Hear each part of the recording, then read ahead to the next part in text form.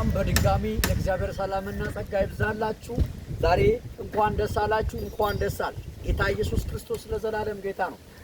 ኢየሱስ በስራ ላይ ነው። የጌታ ልጆች እኛም በስራ ላይ እንገኛለን። ስለዚህ ይህን የእግዚአብሔርን ስራ አብረን እንድሰሩ እንፈልጋለን።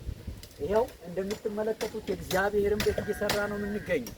አሁን ደግሞ የጎደለብን ነገር ቆርቆሮ እና ከዚህ በፊት በጠየቃችሁ መሰረት ላይ ላስጎበኛችሁ አሁን ላሳያችሁ ነው።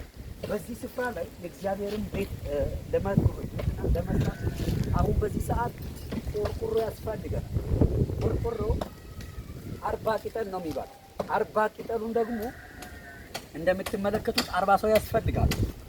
ዛሬ አንድ ድለኛ ሰው ካለ በጌታ በኢየሱስም ዛሬ አንቺ ቀን ነው፣ ያንተ ቀን ነው። ላስጎብኛችሁ 40 ቅጠል 40 ሰው ያስፈልጋል።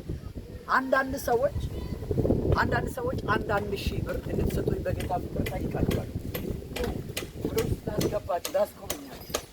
በዚህ ስፍራ ላይ ይህንን የእግዚአብሔርን ቤት ስንሰራ ቆይተናል። አሁን ባለው አቅም ላይ በእኔ በኩል ላይ ጨርሻለሁ። አሁን እናንተ እየጠበቁ ነው የሚገኙ ከእግዚአብሔር ሰዎች ጋር አብረን እየሰራ ሁሉ ነገሮችን እግዚአብሔር ውብ አደረገ። ስለዚህ አንዳንድ ሰዎች 40 ሰዎች አንዳንድ ሺህ ብር እንድትሰጡኝ በጌታ ፍቅር ጠይቃችኋለሁ። እንዲሁም ከነገ ጀምሮ ይሄንን ቆርቆሮ እናለብሰዋለን። 40 ሰዎች ዛሬ ለእናንተ እግዚአብሔር የተናገረው ነገር አለ። አንዳንድ ሺህ ብር ምንም አይደለችም። አንድ ሰው 1 ሺህ ብር በዚህ በታች በኩል ያለው አካውንት አስቀምጥላችኋል። በዚህ በታችና በላይ በኩል ላይ ስልክና አካውንትን አስቀምጣለሁ።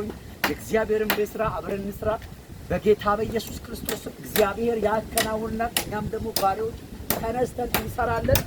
በጌታ በኢየሱስ የሚታዘዙ ሰዎች ዛሬ በነገሮቻችሁ ላይ በህይወታችሁ ላይ በነገሮቻችሁ ላይ በኢየሱስ እንግዳ ነገር እንዲሆን ዛሬ ጸልይላችኋል።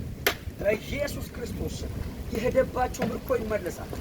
ሁሉ በክርስቶስ ይቻላል። ዓለም አቀፍ ቤተክርስቲያን እየተሰራች ትገኛለች።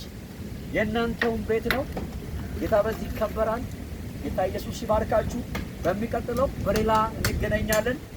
እግዚአብሔር ሰላም አይለያችሁ። ሰላም